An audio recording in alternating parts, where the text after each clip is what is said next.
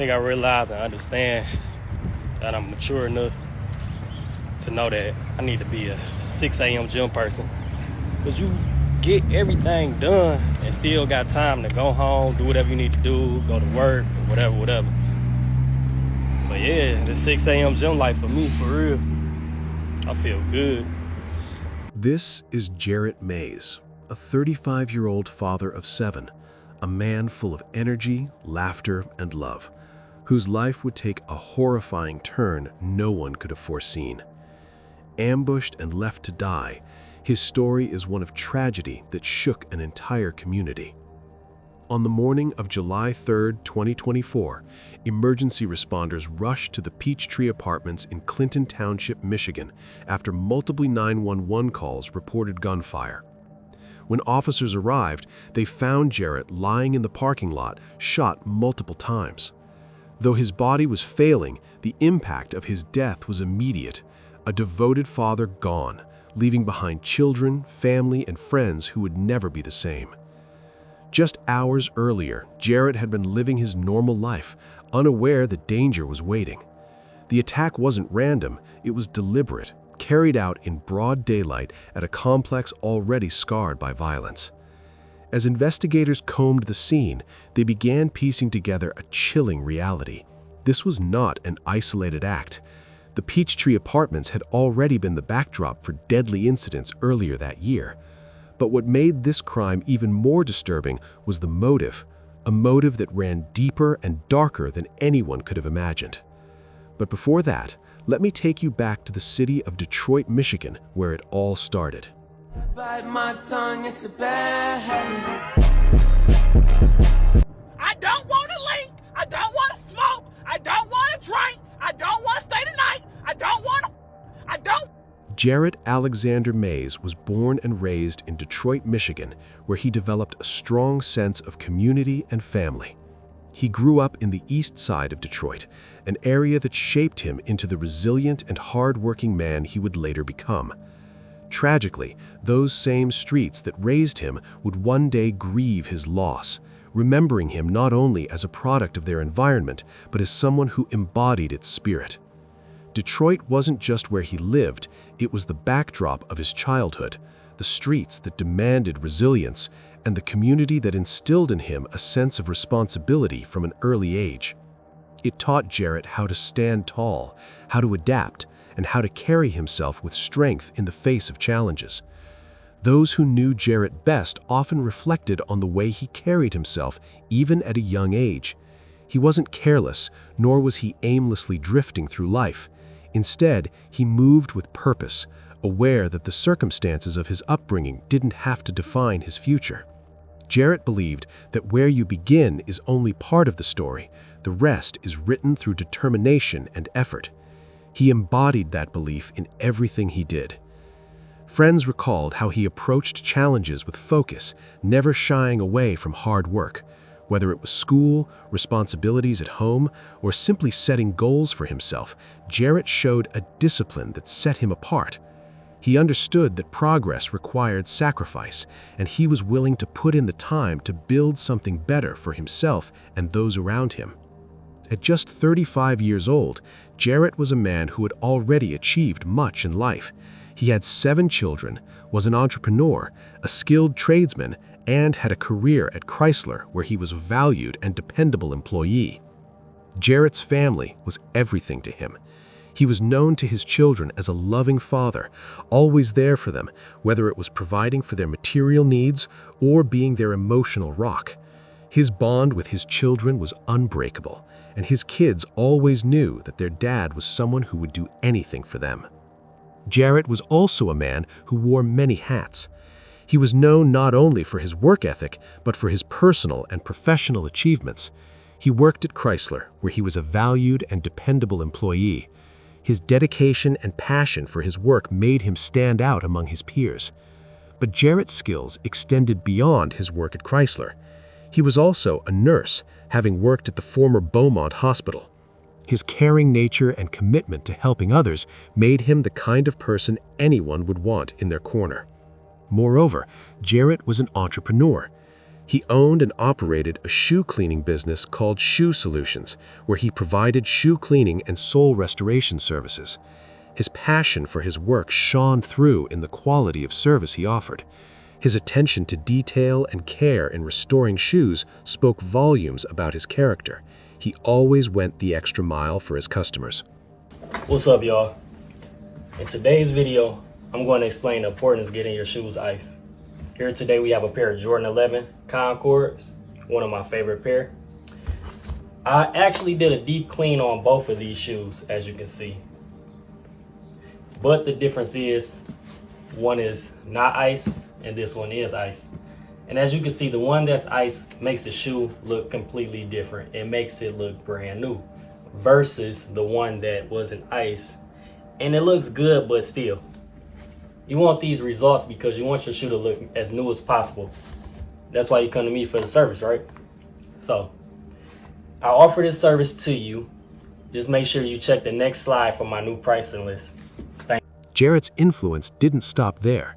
He was also becoming known as a social media influencer and fitness model. On his social platforms, he shared videos of his workouts and fitness journeys, hoping to inspire others. He talked about fitness not just in terms of physical strength, but as a mental and emotional transformation, a tool for personal growth and accountability.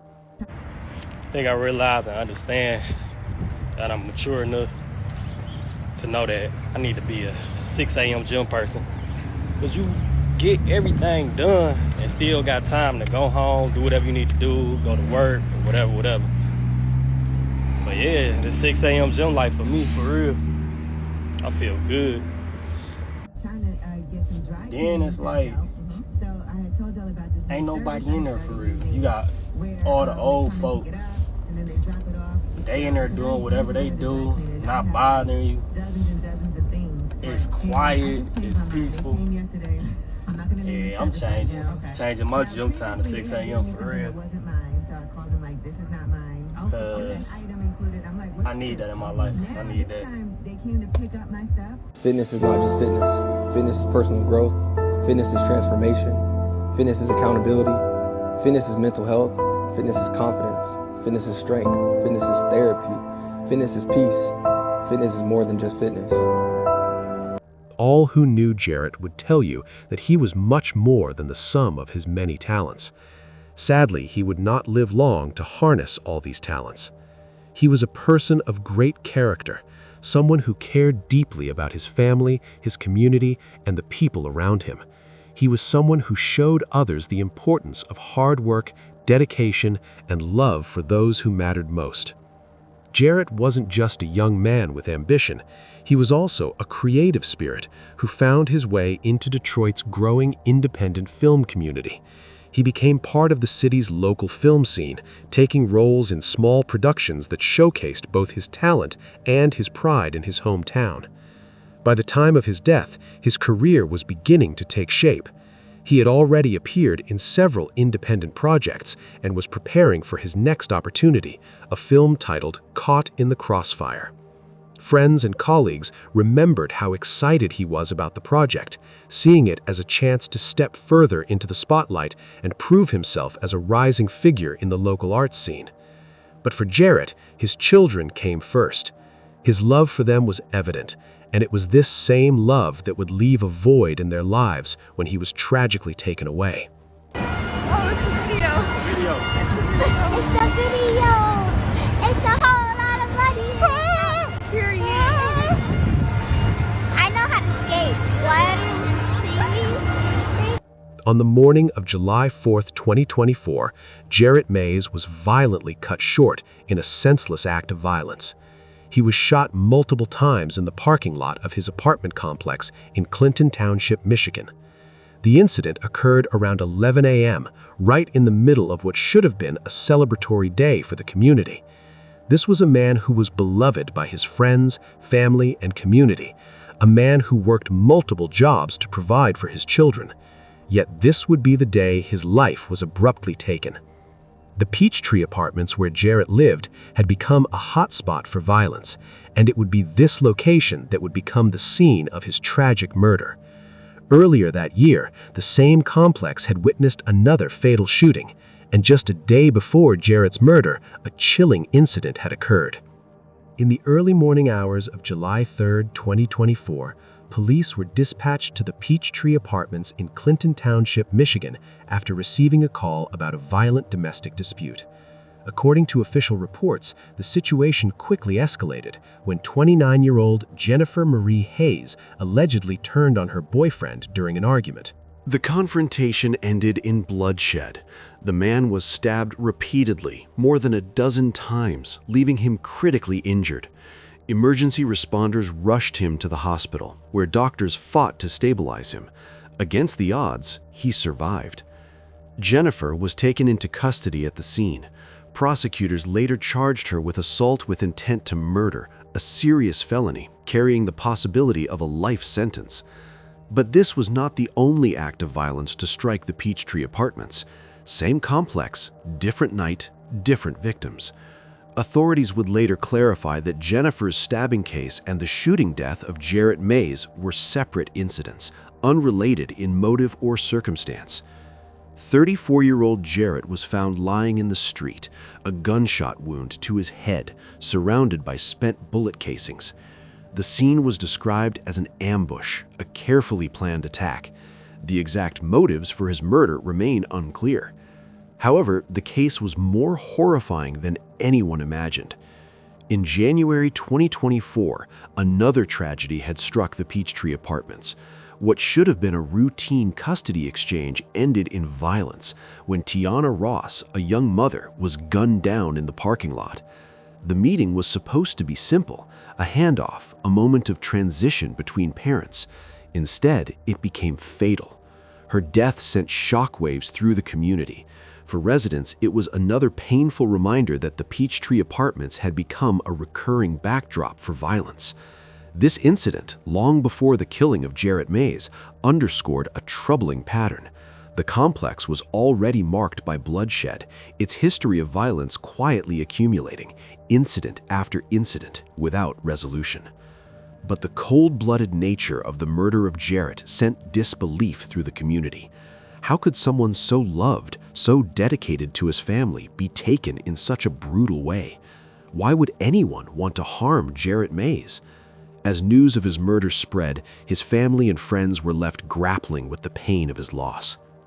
To honor his memory and the man he was, Jarrett's family organized a vigil, one that would bring together friends, family, and members of the community. The vigil was held in Detroit, on the corner of Lenox and Linville, an area that was deeply tied to Jarrett's upbringing. It was there, in the neighborhood he called home, that people came together to remember the life of a man who had so much to offer the world. At the vigil, attendees shared stories of Jarrett's life, his dedication to his children, his hard work as an entrepreneur, his time spent as a nurse, and his genuine care for the people around him. Lori Mae, Jarrett's aunt, spoke at the event, describing him as a good person, a good father, and a man who always showed love and kindness. Jarrett's cousin, Rod Walker, reflected on how much of a role model Jarrett had been to him and so many others. The vigil was not just a tribute, it was a community coming together to say goodbye to a man who had left a lasting legacy in their lives. Detroit at 11 starts right now.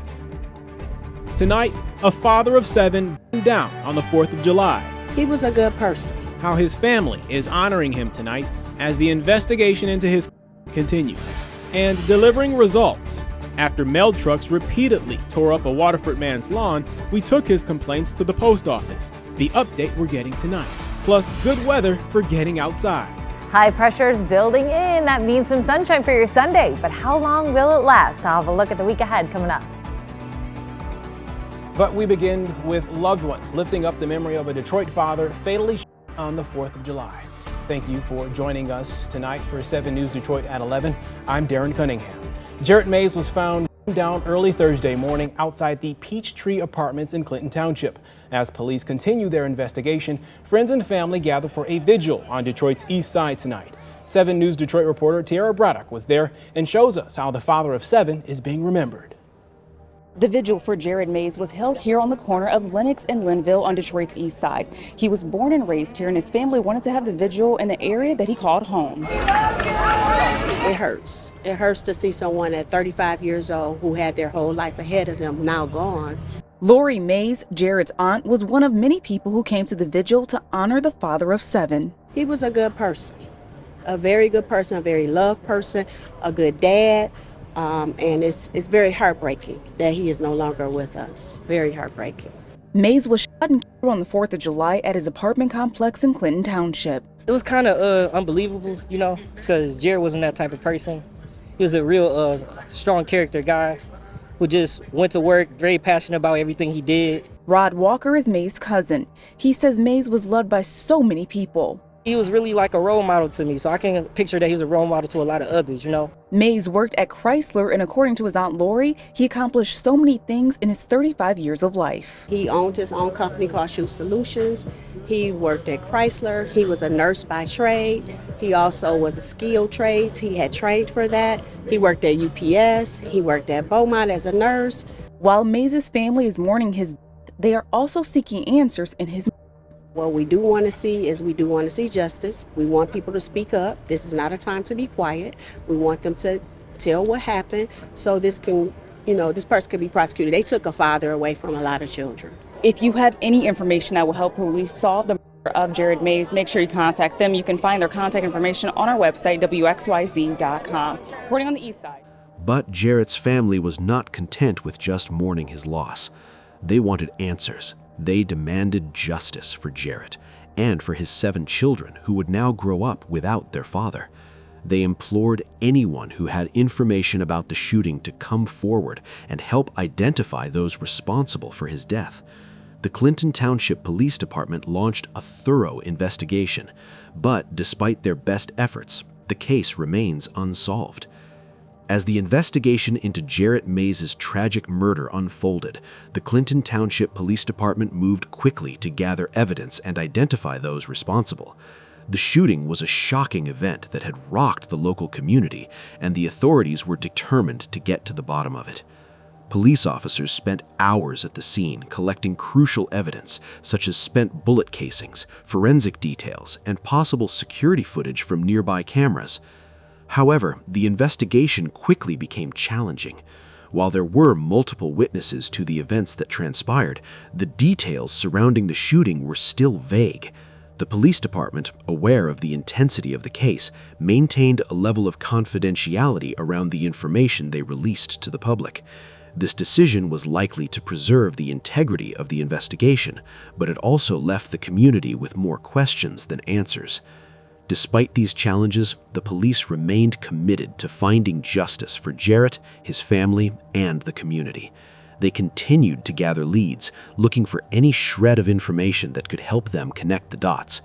As weeks passed, the family's frustration and sadness grew, as they still had no clear answers about what had happened to Jared.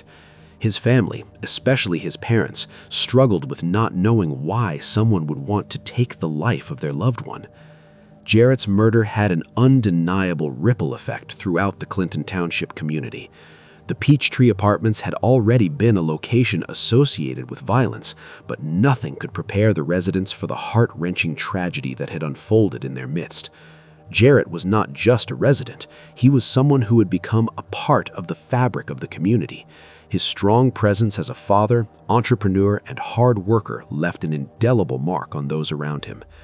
In the wake of Jared's death, his family's grief was compounded by the uncertainty surrounding his murder. The community was in shock, and many of those who knew Jared struggled to come to terms with the fact that someone they loved had been taken so senselessly. People who had witnessed Jared's positive influence, his caring demeanor, and his relentless work ethic now had to face the reality of his loss. As the investigation continued, Jared's family grappled with the intense emotional toll of his loss. His 7 children, who were once surrounded by their father's love and care, were now left without the guiding presence of the man who meant so much to them. The depth of their sorrow was unimaginable. Jared had been a hands-on father, always striving to create a better life for his kids. His sudden death left them without a parent and a role model, a void that would never be filled. While the grief was overwhelming, Jarrett's family clung to the hope that justice would eventually prevail. They continued to speak out, urging the public to come forward with any information that might help solve the case. They knew that even though nothing could bring Jarrett back, finding answers would help them heal. As time passed, the family continued to honor Jarrett's memory by speaking about his life and his impact on the community. As the investigation dragged on without substantial developments, the call for justice grew louder. Jarrett's family, friends, and community members were determined to see those responsible for his death held accountable. They knew that silence in the face of such violence would only allow it to continue. They were resolute in their belief that the person or persons who had taken Jarrett's life should be brought to justice. The police department maintained their focus on the investigation, but there were few concrete updates. The lack of a suspect or motive left many with a sense of uncertainty. Theories and questions swirled around the incident. Was it a targeted attack? Was it a random act of violence? Could Jarrett have been involved in something that led to his death? But without any solid evidence, these questions remained unanswered. For the family, every day that passed without resolution only deepened their pain. They had lost their loved one, and now they were left with the crushing weight of not knowing why it had happened or who was responsible. As the community continued to show support for the Mays family, the search for answers became a symbol of hope for justice to prevail. The Mays family made it clear that they would not give up until they had answers. They were relentless in their pursuit of justice for Jarrett, not just for themselves, but for the 7 children who had lost their father. The call for justice was not just for Jarrett's family, it was for the entire community. The residents of Clinton Township, many of whom had witnessed the tragedy unfold, felt the loss deeply. They too wanted to see an end to the violence that had marred their neighborhood. Jarrett's murder was not just a personal loss for his family, it was a loss for the community that had supported him throughout his life, and they, like his family, demanded answers. As the investigation into Jarrett Mays' tragic murder continues, the road to justice remains uncertain.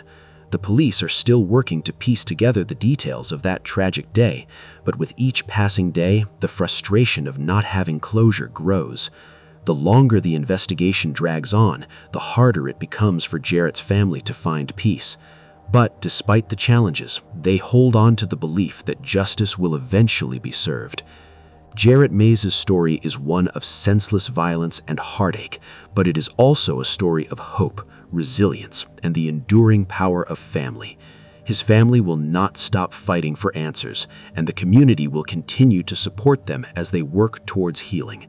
Through their grief, they have come together to honor the memory of a man who touched so many lives, a father, a friend, a role model, and a victim of a tragedy that should never have happened. What do you think about it? Let us know in the comments below. And if you found this story intriguing, please like, share, and don't forget to subscribe for more stories like this.